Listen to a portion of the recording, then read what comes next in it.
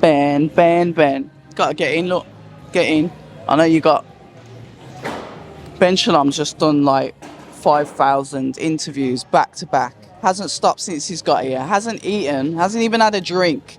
And there's me bothering him at the end of the day as per usual. But you know what? Which one do you want, Ben? What do you want? I want what you want, Ben. I will say I'm a Liverpool fan. Oh, yeah. A Mancunian, that's a Liverpool fan. My mum is from Belfast, so the whole family is Irish, and so grew up supporting Liverpool. They're all big Liverpool fans, which was hard growing up in Manchester, because Liverpool was shit when I was growing up, and United were winning everything. Well, anyway. So your mum's Irish? Yeah.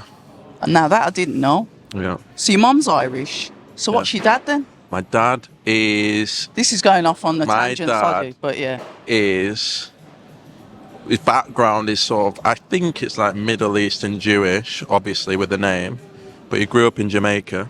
Excuse me? Yeah. Your dad's a yardie? Listen, my granddad was a white man speaking with a Jamaican accent, believe it or not.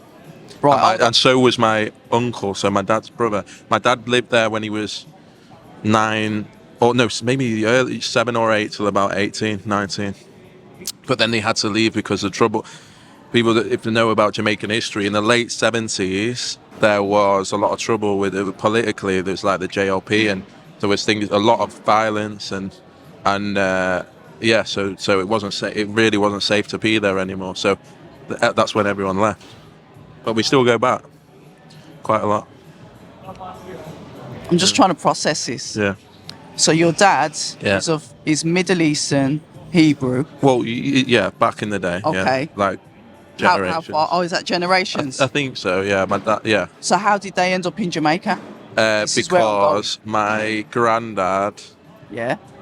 It wasn't safe for Jews to be in Europe in like the 40s for obvious reasons. And so everyone would go to different places. He started a small factory out in Jamaica doing like clothes or something like that. But there was a community there, and so he grew up.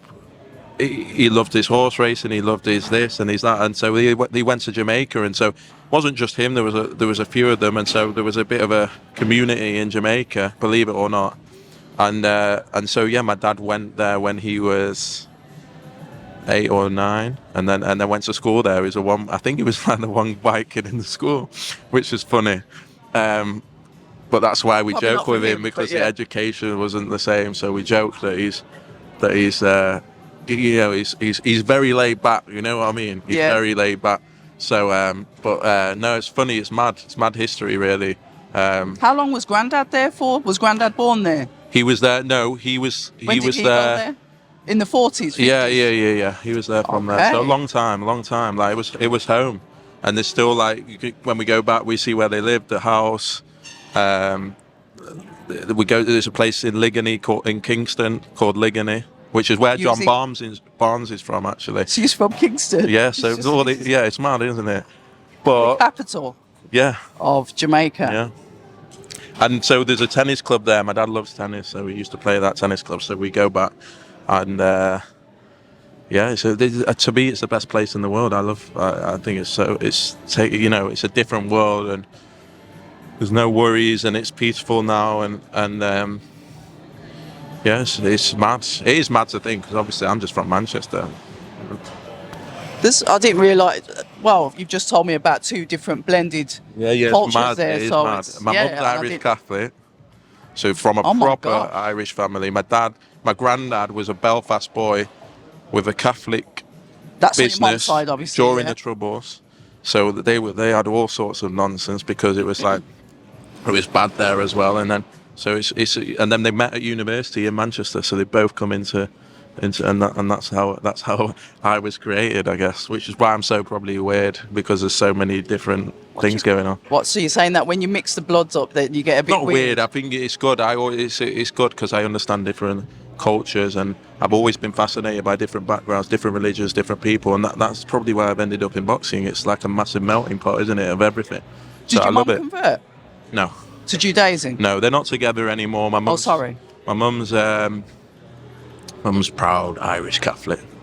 Mental. What was that like growing up? If you got this is Well, not even I about wasn't box, brought sorry. up. I wasn't brought up religious. You at all. wasn't? No. So the surname. I was living is with just my mum a okay. lot. So surname, yeah, it was mad Just for the me and my surname. brother because everyone would think, Yeah. you know, we must be really religious, but you know, we were just normal kids. I think I would go to church in the sense like I would do both. So I would be in Ireland a lot because all my mum's family were in Belfast. So every Christmas, everything, I'd be there. My grandparents, everyone was there. Even had great grandparents. So big family in Ireland, which I still go back to Belfast. All my cousins are from Belfast. All my mum's siblings are in Belfast. So we go there all the time. So so we go to church there. But then also on my dad's side, he was when they broke up, or when they divorced, which was young, is what it is. So I lived with my mum, but then when I go with my dad, then I'd see that other side, and I'd go to The synagogue. synagogues, and I'd see like obviously his family, and it was good. I enjoyed. I went to a school where it was mad, like you had all sorts of different cultures there. So I've always just found it normal. I think it's only when maybe you go into environments where it's not normal, like then you realise it's a bit different. Can you read Hebrew? No. Can you speak Hebrew? No. He's a fake, everybody. I know, He's not but really... this is the thing. No, but what the mad thing is because of my name. Oh no, we Everyone stereotype. thinks that, yeah, and we do, and I did. just assumes that I've got some sort of Illuminati contacts, and that's why I've got somewhere so quickly. I mean, the reality is I didn't know anyone in boxing. I didn't have any contacts. I didn't have anything. Ben, Yeah. you've just told like I don't even know I'm where on this a mad comes- one today. You know what? It's all right. Whatever. You've had a coffee and no food, Yeah, so I yeah. get it. See, but when I'm that's talking to interesting. you, I forget that we're doing. I shouldn't. Yeah. No, it's all right because it's interesting because I didn't know that. I didn't know that like you've got Irish, Hebrew, Jamaican culture as well because you was there, your family was there, your dad's experienced that. Yeah. So yeah, it's quite an interesting mix. Yeah. No, my dad's a funny guy, and then as you Does he said, speak patois? listen, he'd probably tell you a thing or two. Yeah, he looked at when he was growing up. We've got to get Dad on the channel. Yeah. No, You know you'd have an absolute shock. Really? Yeah. Like he's just. No. What's he like? Listen, he's old now. Like he's about. I think Ben, we're all old. he's 70 years old. That ain't old. No, he's not old. But he's no, he. Is he funny? He's funny. He's funny. But I spent a lot of time with my mum growing up as well. Like, so I was. It was difficult because it was difficult at times. But they're both great people and both looked after me, and I'm very close to them. And so they think it's mad because, obviously. You know what's mad is there is a connection to boxing a little bit. Like in Ireland and Belfast, there was a boxer boxing called culture. Danny McAlinden. Okay. My mum's Caroline McAlinden. Right. So boxing was part of the culture, and then my granddad. I don't know why I'm going off on a mad one here, but my granddad was friends with a guy called Lucian Chen. Right, Lucian Chen. Yeah, there's a Chinese Jamaican. Yeah. There's a lot. Yep. So he had a lot of Chinese Jamaican friends. Lucian Chen was massive in gambling and porn, right? Massive. Serious? Yeah, made a lot of money in gambling. I don't know why my eyes are on stalks, but here we then go. he So was that was involved. your dad's mate? That's my granddad's Granddad's one mate. of my granddad's best mates because my granddad loved horse racing. There's a race course in Kingston where you go, and it's still there today. And I go. My dad loves horse racing as well, and they used to bet on crabs. There's a lot of crabs. Yeah. And basically, Lucian Chen was a mad guy, but he knew Bob Arum. So Lucian, in the 70s, Yeah. was the one that got Fraser over there for the fight. I think it was Foreman.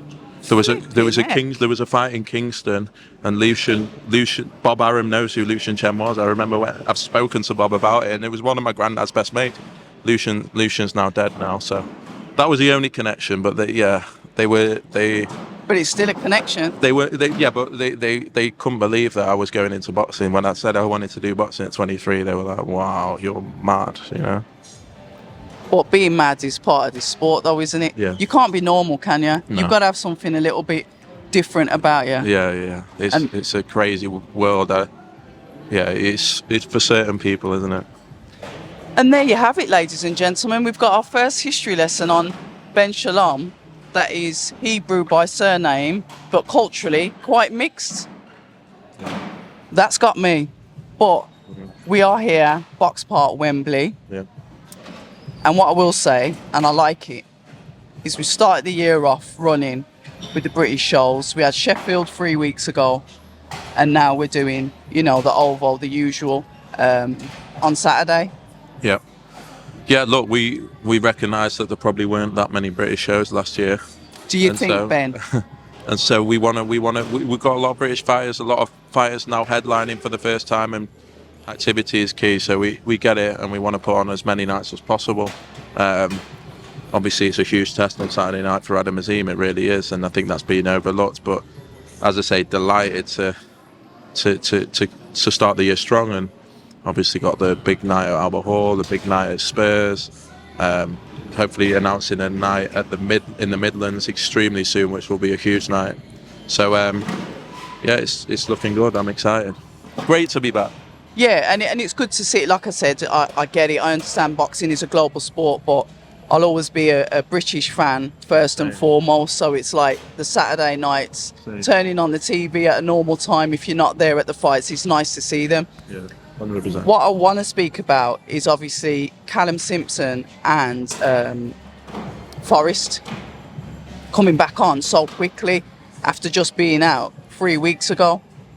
Them not even having really time to reset, even probably process. Callum Simpson's quite confidently said, I ain't even had a chance to cash my check from the last fight, which is nice to hear, but it's like they're straight back out again.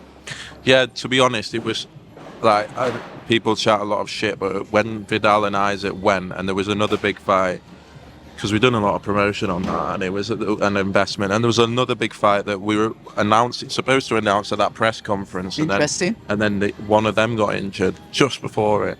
So you talk 3-4 weeks out, two of your biggest fights are gone, and then it's really hard to get big fights in 2 or 3 weeks notice. Fighters just aren't going to take big fights in that. But fair play to Callum and Scott, because they just boxed, and they boxed well, and they got their knockouts. They were in good fighting condition. So thankfully we were able to keep the show on, keep a massive main event on for someone that we really care about in Adam, and a lot of the fighters coming through as well. And credit to Callum defending his Commonwealth title against Elvis, who's extremely game. And then Scott Forrest in a 50-50 fight against Oral Ignite. It really is 8-0, 7 knockouts, trains with Martin Bowers, and they were extremely excited for the fight as well. So yeah, it's short notice. But you credit to them, they're just delighted to be active. And Callum, please God, he comes through on Saturday night as a big stadium night to look forward to. Scott Forrest is exceptionally happy because he went from kind of like being in the middle of nowhere, almost turning into everyone's sparring partner, to getting 2 fights. Scott's so funny, man. Like January, it's just like nuts. No, it is. And that's boxing. And that's why sometimes it's frustrating when you call fighters and you get excited because you can see, shit, I might have an opportunity. You call them and it's like, oh, no, I'm not ready. I'm not in the gym. I'm on holiday. Ooh. I'm on this. And it's like, that's annoying. While Scott, fairness, hasn't had it easy. And he's waited in the gym and was willing to take anyone. And he's now back-to-back 2 nights on Sky. His profile will grow. But he's so funny because he just loves to fight and he just loves to tear up, and he gets himself psyched up. He's always looking for the knockout. It's great TV, and he's a man mountain really. So yeah, I can't wait for this fight, and credit to Scott. As I say, I think he can become a real fan favourite because he does not give a shit. Like, he's ready to go. He reminds me of CBS, and we can move on to CBS in a bit. Jamie Takivi takes on Michael Webster. Yeah. That's his surname, Webster. I saw your face. It's all right. It happens. Listen, I know it happens. I need to be. Listen, I make mistakes like that all the time. Fortunately, it's not live TV for me. But Michael Webster, tough fight. Talk to us about that. He's not no walkover. He's coming to win. He's a fighter that I've seen before, and I know he's coming to win. He's not coming here to sit down and cash the check. Yeah, and he's experienced now at heavyweight, so he did really well in that first Dacres fight. A lot of people felt he won that fight. Yep. And so TKB, for me, I'll make a statement because, you know, he's been banging on the door. He wants to be he's in the gym with Fabio, and he's in the gym with a lot of them at Ben Davis. Frustrating for him. Correct, and he believes he's the best one. So he's got his opportunity now. Win on Saturday night, win well, and you're right in the mix. But it's going to be a tough fight because, as you said, Michael knows what he's doing and he's really confident as well. So it should be a great fight. When you look at a roadmap for Jamie, then should he come through on Saturday? Yeah. And I'm going to say positive because he's your fighter. Yeah. There's 2 fights I like. Okay, and that's where I'm going. Read my mind. Thomas Carty, I like. Okay. And I like Dillian White's fighter. Yeah, and I like Solomon Dakers as well. I think those are fights that we can make next for Jamie. Interesting. Thomas Carty, why Thomas? He's someone that's in and around that, knocking on the door, wanting his opportunity, unbeaten. You know, it's those type of fights now that Jamie needs. He's got to unlock that door into the British boxing scene, and I think Dakers and Carty, that's the next natural step for Jamie, and I believe both of those fighters would take that fight. Do you believe that Jamie would win both of those fights Jamie, as well? Yeah, Talk to us why. Look, this is Jamie. Your pitch for Sal Jamie, because he's a bit under the radar. He is under the radar. Really knows about him, and I think they should do. Listen, I'm going to get accused of cheerleading again. By the way. Yeah. Look, Jamie. Anyone in the gyms, all the fighters on the circuit, they know how good he is because he's in the gyms and he's causing problems and he's making people embarrassed in sparring. But naturally, he's not had the profile boost yet. He's not had the big fights yet, and so he is going under the radar. And he had that last minute opponent with the I think it was Macedo with the dodgy gloves or whatever happened. Glovegate. And it was, we had to almost like reset, rebuild. I think we've done that well, and now he's getting his opportunities and activity. The timing is everything, and he just needs to be patient and win his fights. If he wins, he's got a straight path now to get him right to the top. But I don't mind him going under the radar. You don't mind? No, I don't mind it because he can prove on Saturday night how good he is. He can then prove against Solomon Dakers or Thomas Carty how good he is, and then people will sit up and take notice. You can't expect people to take notice when you haven't had those statement wins, and they will come, and we know what we've got, and that's what matters, and we've got a clear path for him, and he's just had twins. Yeah, congratulations. And hopefully that gives him that extra motivation to really want it and do whatever it takes. If you was to choose one of those fights, which one would you give him first? I honestly don't care. He beats both of them. So it doesn't really matter? It doesn't really matter. I think he can beat anyone in that domestic scene already.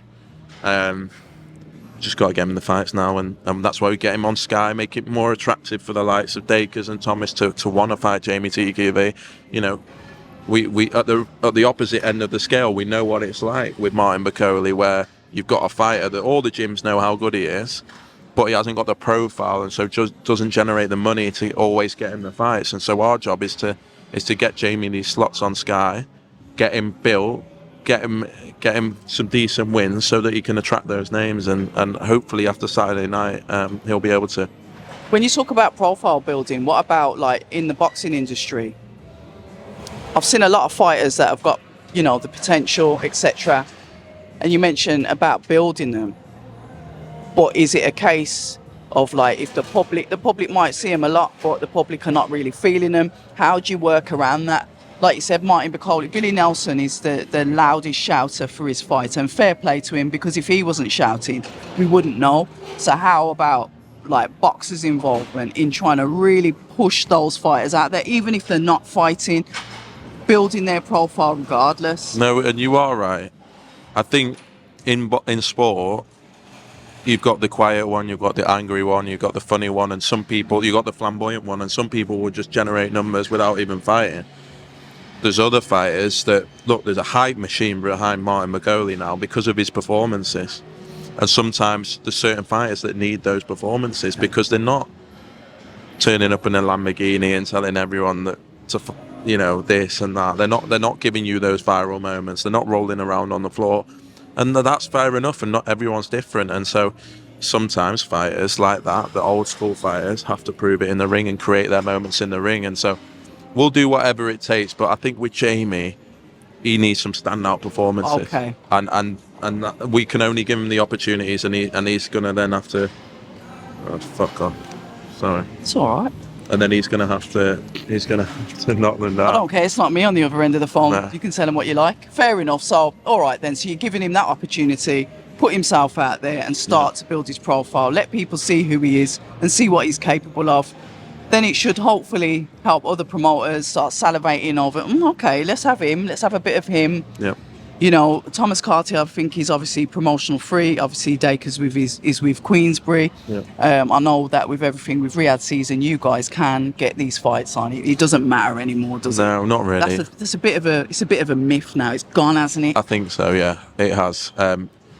It doesn't really matter the who likes each other. It just, I think it just happens now, and which is good because what it is, it's not just me. People think it's just me and another promoter. It's the offices, it's the teams. They form their own relationships. So Get it? Your matchmaker might be friends with that matchmaker, and that PR guy might be friends with that PR guy, and then everything becomes easier. And I think because we have to work with each other in Riyadh, everyone's getting to know each other. You know what I mean? Helps. And then it breaks down the barriers, and you realise everyone's just a normal person, really. Of course we are. And so, like you, Ben, the teams are working so closely that you can't help but have a decent relationship, and things develop from there. So it's good. And credit to His Excellency and Turki Al Sheikh for sort of breaking down those barriers, because it makes the sport easier. Two more boxer fighters I want to talk about before we move on. You mentioned potentially, obviously, Fraser Clark's return. I think he's sort of whispered that it is going to be in April himself. So, any progression with that? Yeah, we think we've done the fight for him. I can't believe he's back, by the way. In the sense, like, he switched off against Fabio Wardley, and that will be the driver that takes him forward. But it was a brutal knockout, and so mentally and physically for him to get himself back in the shape that he has, I didn't think we'd be talking about Fraser Clark this early on in the year. But he's done it, and yeah, we have a fight, and so we should be able to announce that in the next week or so, which is phenomenal. And I just hope. Look, he's got everything behind him. He's a popular guy. He drives the numbers. He's got the profile. Yeah, he has. And so now it's just, we know he's got the talent. So now we had to move him very quickly. There was a lot of pressure to move him very quickly because he's Olympian. He would have become his age, and he'd become the fastest. He would have become the fastest ever British champion, and he was very close to doing that in the first fight. But now, hopefully, he can use that experience and reach his potential, because, as I say, as you said, he's got everything going for him. Caroline Dubois, Beatrice Ferreira, a name that, I spoke to Caroline about the other day at the press conference, March the 7th, for the all-women's card. Caroline said, obviously, she'd like that as a headline fight. She mentioned potentially being part of a Riyadh season fight, and said, she knows that's a tough opponent on paper. She said she still might go in there and do her in 3 rounds, but she wants to build around that fight. I think Eddie Hearn, he responded to that and said, well, we can, even Frank Smith actually said that's a fight that we could have done now. We can make that fight now. Your thoughts as Caroline's promoter on that? I think I agree with Caroline. There's certain fights that are massive fights for you. And in women's boxing, look, Savannah only got one. Like, that was with Clarissa Shields, and that made her career, made her life. So you have to be a little careful in women's boxing to make sure you get those big nights. But equally, that will be a headline night, and that is a huge fight. I would like Matchroom to do a bit more on Beatrice's profile. I think because it makes it a bigger fight. Caroline's a big name, and I'd like to see that. I'd like to see it being the biggest possible night possible, and that fight will happen. And it's a massive fight. And as Caroline said, we recognise probably the toughest fight in the division, but I believe, Ferreira included, in the next 10 months, Caroline will have cleaned out the whole division and will be unified world champion. There was potential of Terry Harper, and then I think financials, unfortunately, were brought it wasn't into financials. online. I think, yeah. Correct me if I'm wrong. I think it's just I understand. I think Terry's got the opportunity to fight in Doncaster, perhaps. And it was no amount of money. You know, I spoke. No amount of money was going to change that. We were willing to pay 2-3 times over market value. Was you? Yeah, that was a fight that we really wanted. It's all British clash, 2 world champions for Caroline, and I think the fight will happen. It's just they won't take it now. You know, they won't take it now. Okay, I mean, we can go backwards and forwards on that because it is literally 6 of one and half a dozen of the other. And the public, they'll make up their own mind anyway. But I've got to ask. Yeah. I spoke to Elliot yesterday, obviously, Team Eubank, Chris Eubank Jr. The man. Yeah. My PT. Yeah, I reckon he'd probably kill you in the gym, actually. Yeah. No pun intended. But he mentioned about the 170 rehydration, and yes, I understand that the Team Eubank may be upset about it. But like I said in Elliot's interview, I'll play devil's advocate. This is after the fact. It's already been agreed. So why would you go into something and agree it if you weren't happy? And educate a fool, Ben, Okay. because you got to realise I'm a fan. I'm sitting on the outside, Yeah. and I don't know how the intricacies work. So, I'm just going to caveat this at the start. And I understand that. I don't want to bring a stain to this event because there was a huge stain on the last one. All right. Because of not just because of the drug, but the weight limits agreed were outrageous. Outrageous. You did make that vocal last time, so yeah, not. And so I don't want that because this is a phenomenal event. For me, my problem was at the end of the day, it's down to the fighters what way they fight at. Like I don't. They know their bodies. They know their camps know their bodies. But for me, if you agree a weight division, you agree a weight division, and that's it. I think you say, well, Chris, agree with it. You're right. But imagine this. There's other options on the table. I'm imagining. Right? Yeah. You sat there. Yeah. You decide, right, the negotiation's going well. Everything's done. Right, it looks like the framework's agreed. The money's good. Everything's happy. A side. Everything. Bang, bang, bang, bang, bang. Okay. We're not going to take this other option that we had. We're not going to do this. We're not going to do that. We're now on the, we're talking to His Excellency. Everyone's being a partner. Everyone's working well together. We all want this fight to happen. The stadium's reserved. And this is, I'm only talking from where I was sat. And then at the last minute, you get that, and that's very difficult for a fighter because, and for a team because it's like, that's not where we were at, and that's what we were trying to avoid. Okay. And I on a principle basis, I disagree with the second day weigh-in, and it is, people talk about the IBF, but this is it's not a low belt. But this is also lower than they'd ever request from a middleweight. I think theirs is 12 pounds. Yep. So it just, you've seen what Brian McIntyre said with Crawford and Canelo, and you've seen it with Kell Brook and Golovkin, and you've seen it with many fights. It's like, and so it just, look, it's not. I'm so keen that this becomes a celebration of British boxing, and not a conversation about weight. But of course, Chris is going to have his say, and I'm going to let him speak. And so he's the one. And when the press conference comes, I'm sure he will tell. Lord. He will. Are you going to give it an Are you account. going to write him a script and No, say, I wish I fucking could. Do not do this today. Listen, he's not going to listen to me. He won't even tell me because he knows if he tells me, I'm going to run out of the room. Yeah. So no, in all seriousness, I didn't like that, but we get on with Matchroom now. You want to? It's like, yeah, and also, His Excellency's put a lot into this event. It can be an amazing event for British boxing.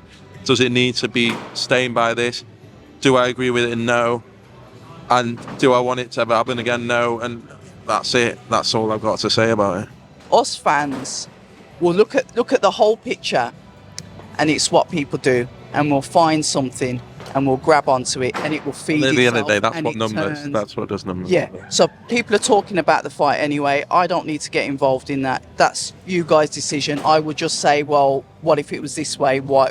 Like I said, why would you agree if it was a problem? Vidal Riley versus Chev Clark, a fight that I've been talking about for a very long time, the fight that I wanted to see, and now it's actually happening. Condolences, I'm sad, obviously, about Isaac Chamberlain because it was there. We was all looking forward to it. I've never seen him so focused in the whole of his career, so he was looking forward to that. It was supposed to be this week, but now we're getting the Jamaicans are going at it. Yeah, well, it's a huge fight, and to be honest, Excuse me. we were going to look at maybe rescheduling the Chamberlain fight, but we couldn't mess around. This opportunity is massive. British title, Chev Clark, come on. And he's from Tottenham. He's a Tottenham fan. Yeah. Spurs Stadium. Yeah. Grew up close to the ground. This is everything to him. So I'm absolutely over the moon for him. He worked so hard, and this is his coming out moment. And if there's a fight on that card that's going to steal the show, it's going to be that. It's going to be that fight. Vidal Riley's going to.